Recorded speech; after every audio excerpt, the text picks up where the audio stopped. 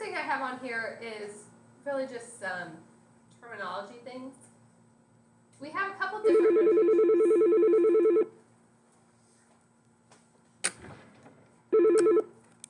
Hello. Okay, so we have set builder notation and interval notation. Set builder is what you are probably what you were taught first, where you put everything in the solution set. Most of the time, you just probably wrote your answer, like if you got 2, you would do the solution set of 2. The true set builder notation is a little more specific than that. It says like the set of x's, this bar means such that x equals 2. So you might see if you're taking an ACT or something, they might have that full notation with the x such that. It doesn't really change anything. All this is saying is the x's are greater than -2. Okay, so set builder notation is when you have your variable, you have those sets, and we put it in those curly brackets. Interval notation is a more concise, it basically gives a starting and a stopping point. So when we have inequalities, a lot of times we started using interval notation in Algebra 2, I think, right? You guys have seen this? So in that, you can have a parenthesis or a square bracket. A parenthesis means it's not equal to. A square bracket means equal to. When I say square bracket, I mean something like this. Okay, not the curly brackets for the solution set.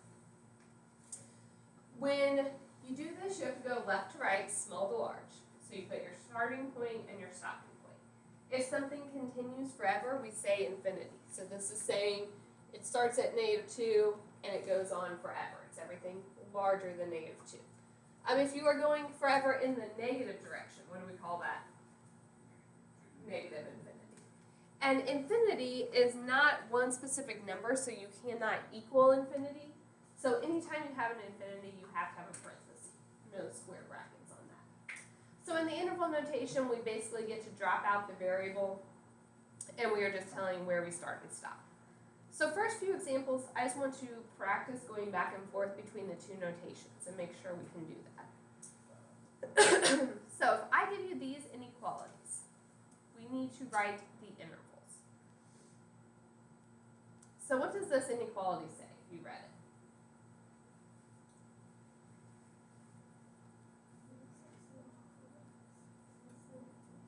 Right, 1 is less than or equal to x is less than or equal to 3. Okay, you don't need to draw a number line, but if you did, it's saying you started at 1, you ended at 3. So my interval notation, would I start with a parenthesis or a bracket? Bracket, why? The equal to. So it starts at 1, comma, it ends at 3. And that also had an equal to, so that gets a bracket. Okay, what would I write for b?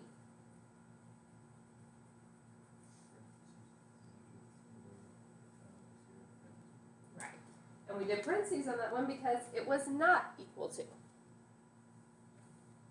Right, drawing a number line can help if you ever get confused. C, we want x is greater than 5. If you needed to draw your number line, it's starting at 5 and it's everything larger. So as we go from left to right, my starting point is 5, not equal to, so it's parenthesis. And where does this end? Infinity.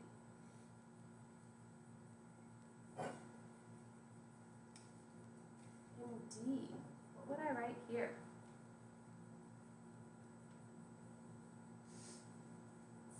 Less than or equal to 1. So as I go from left to right, where is it coming from? And where does it stop? Parenthesis or bracket? Bracket. So the infinity got a parenthesis, the 1 got a bracket. Alright, so far so good? So the next ones. Take a second.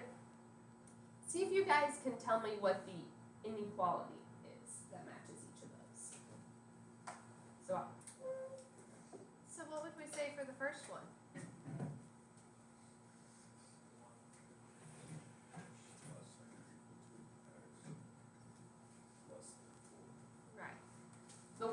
doesn't equal 2 because of the bracket. 4 does not because of the parentheses.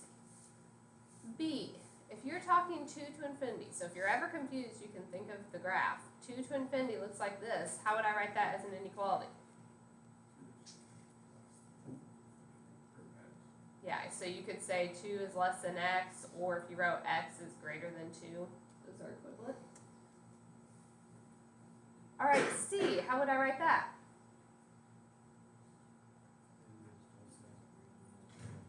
Less than or equal to x is less than or equal to 3. Good. And the last one, negative infinity to negative 3. That's saying you have everything smaller than negative 3. So that would be x is less than negative 3. No, that's just telling the less than. All right. Do we need more practice with going back and forth between our notations? In here, we will pretty much exclusively use the interval notation, but to get our interval notation, a lot of times we are solving an inequality. So we'll see the inequality. Our final answer will be an interval. All right, now we're going to get into our functions and relations. So a relation is just any correspondence between two sets. For us, we're looking at sets of ordered pairs. So if there's kind of a relationship between them, that's a relation. Your x is your input or your domain, y is your output or the range. A function is a special type of relation where each input has exactly one output. Or you might remember, if it's a function, that means x never repeats. Okay, so a function is a special type of relationship where if you put in an x value, you get a single answer out, and you get the same answer every time. Okay, I don't get two different ones when I put in a value. So we can see functions represented a lot of different ways. We might be looking at just a set of ordered pairs, or a table of values, or a graph, or an equation. And so I want to kind of touch on each of those representations. So we're just going to look at some and decide if they're functions or not. So decide if it's a function, and we'll give the domain and range. Is A going to be a function? No. Why? The 1 repeats.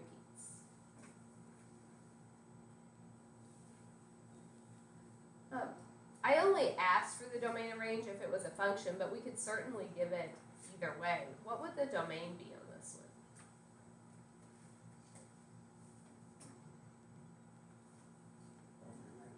one? 1, 3, and 4.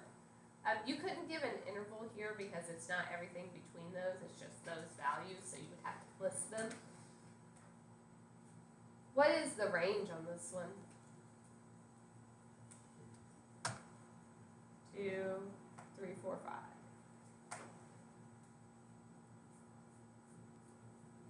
So if it's just specific values like that, you're welcome to list them. We didn't give the full set builder notation. We could have said the set of x's such that x equals 1, 3, or 4. And for the range, what would your variable be for the range? X or y? Yeah, range is referring to a y. All right, let's look at the next one. Is this one a function? Yes. How do we know? Yeah, my domains don't repeat. If I look at all these ordered pairs, they all have different x values. So if I asked you to give the domain, what would that be?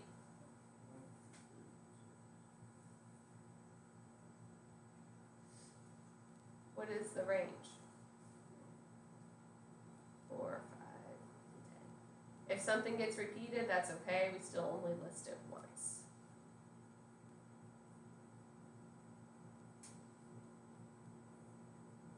All right, is C a function? Why?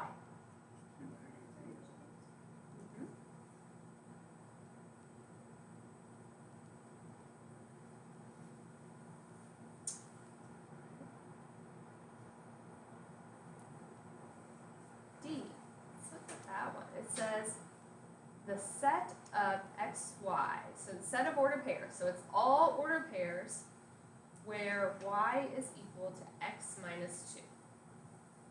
So to decide if it's a function, we are asking ourselves, if I plug in an x value, will I get two different answers? Give me an x. 2.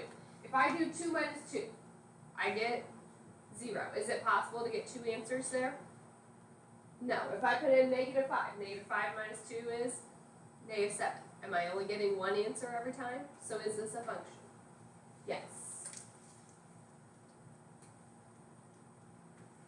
Okay, my domain. That's whatever we can plug in for x. Is there any number you can't put in? No. So if we can put in everything, what do we call that? It's all real numbers. If we're writing an interval, we write that as negative infinity to positive infinity. Every single number can be put in. Okay, is there anything we can't get out if we subtract 2? Can I get positive answers? Can I get negative answers? Can I get 0? So what's my range going to be? Negative infinity to infinity as well. Could you put the t? You're all real numbers. Is that what you're saying? Yeah. Technically it's the same, but I am going to say that in here we're always going to answer an interval notation. So I will start asking you to do the negative infinity to infinity. Just so that we're not constantly going back and forth between different notations. All right. Other questions?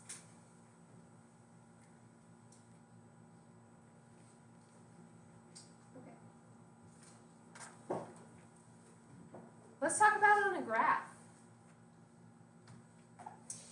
So this one, if you can't tell, it's just points. I know those printed kind of small on your paper.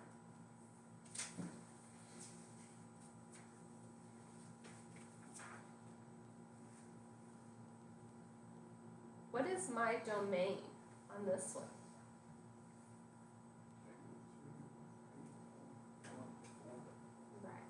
I can't write an interval because it's not everything in between those values. We only had 4 points, so I listed the x values for those 4 points. Okay, what about our range? Right. It's just 4 points, so we're just listing the y values for those 4 points.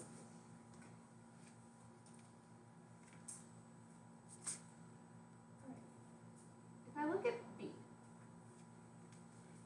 this one is a circle, so my domain, I can't list every possible point, right?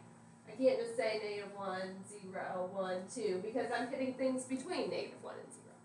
My graph starts at -1, but as I go, I'm hitting every x value until I get to where? 5. We do hit the -1 and the 5. So since it's everything between them, we do the interval.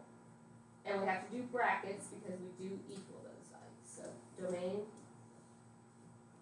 is -1 to 5. It's everything between. So we're just going left to right here. If we think about our range, that's the y. So the lowest y value we hit is -4. And we do hit that one. And then as I go up my circle, I am hitting everything until I get to where? So my range -4 to 2.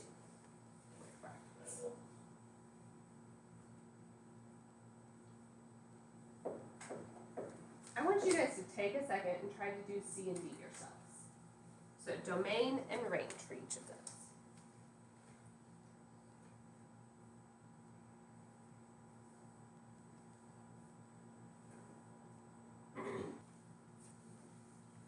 So my domain, that's all my x's. Since this is a solid line, I can't list every single number. So think about it as we go from left to right. Where is this thing coming from? Negative infinity, because it's going off forever. And as we travel, where is it going to? Positive infinity. As you go from left to right, we hit everything in the negative, everything in the positive. So negative infinity to positive infinity. Your range, okay, bottom to top. As it's coming from the bottom, it's going down forever, so that's negative infinity. This one goes up forever, so it's going to positive infinity. Okay, D. Domain, as we go from left to right. This parabola keeps spreading out, so it's going forever to the left and forever to the right. So what do we hit? Infinity, positive infinity. Our range, bottom to top. So we start at the lowest point is 0, we hit it, so it's a bracket, and it goes up forever, so 0 to infinity.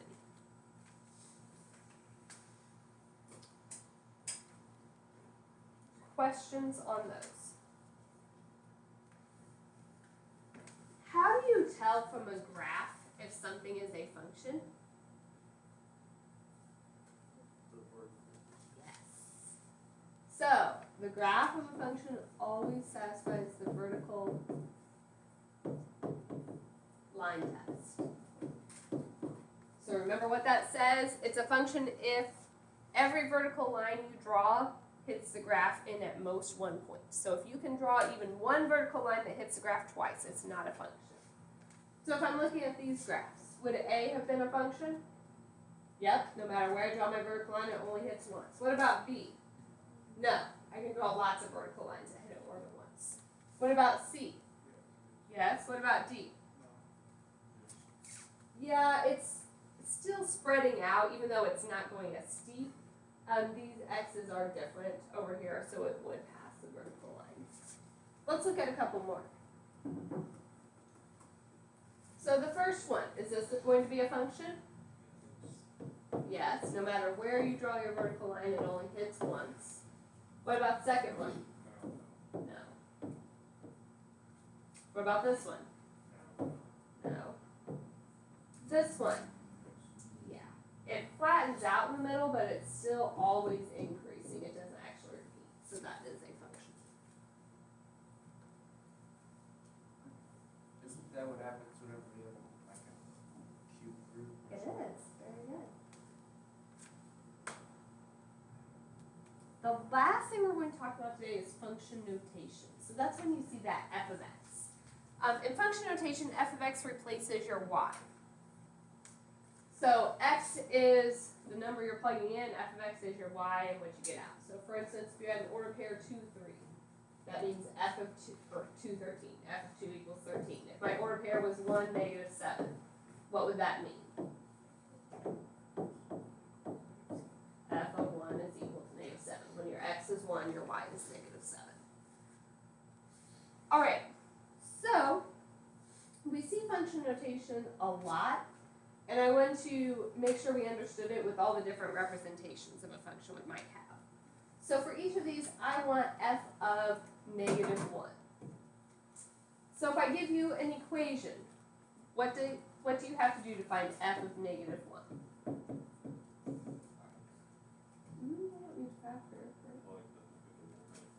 Yeah. You're saying x is negative 1, so we plug that in. Negative 1 squared, positive 1, 2 times 1, so 2 minus 9 is negative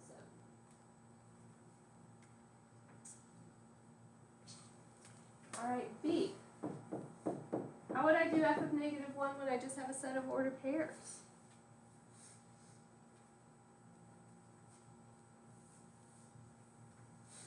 What do you guys think the answer is? 6. This means find y when x is negative 1. So here's when my x is negative 1, my y there is 6.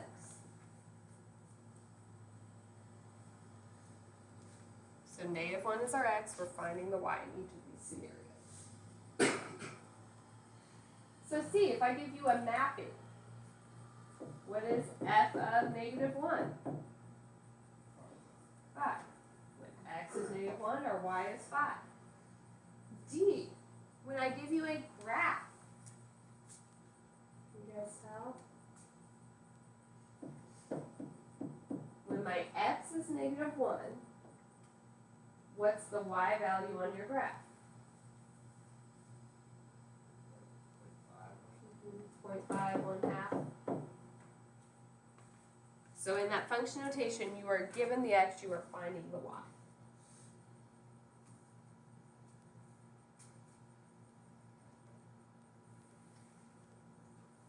If I asked you for f of 2 on this last one, can you guys tell what f of 2 would be? So when x is 2, I think it's more down here. I know the paper, it's really hard to see because it's small. So if I'd ask for f of 2, that would be -5. If I ask for f of 0, what's that going to be? 2. When x is 0, the y is 2.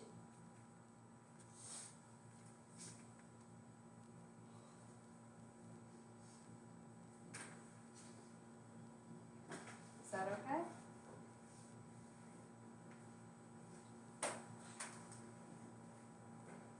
Do we have any questions on this?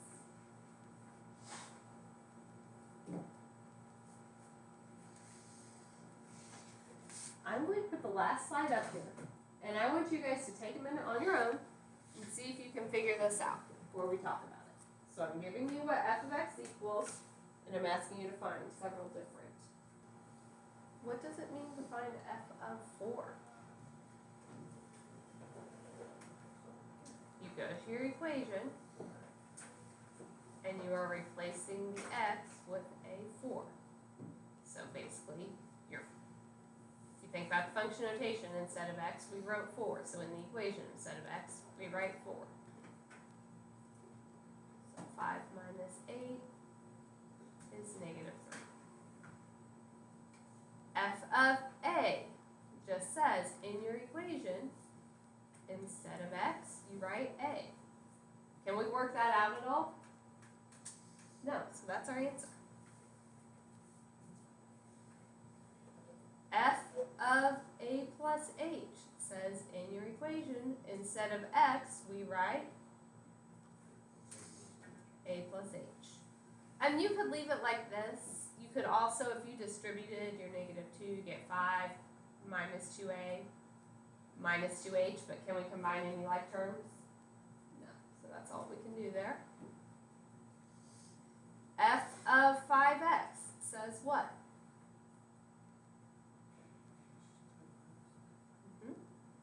Replace this x with the 5x. So 5 minus 2 times 5 is 10x.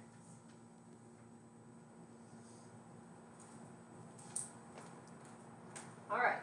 Is there anything you want me to go over more? So tomorrow we'll continue with this function stuff, and we'll talk about linear functions. But right now you have time to work on your homework. It's a math Excel assignment.